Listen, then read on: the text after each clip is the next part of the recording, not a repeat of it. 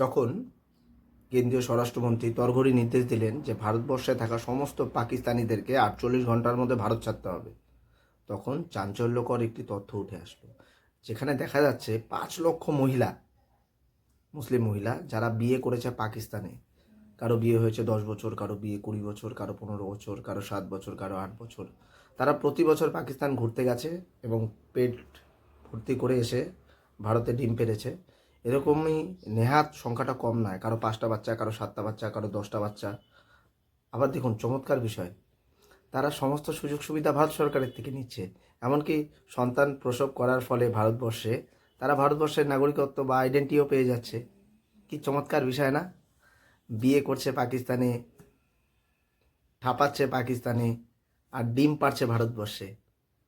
আবার তাদেরকে যখন বলা হচ্ছে দেশ ছাড়তে, তারা বলছে আমাদের কি দোষ, পেহেলগামে তো জঙ্গিরা হামলা করেছে, আমরা কি করেছি, তোমাদের দোষ আছে তো, ভারতবর্ষে তো তোমরা ছেলে পাওনি, ওই মারানোর জন্য পাকিস্তানে গিয়েছিলে, পাকিস্তানি দেখে।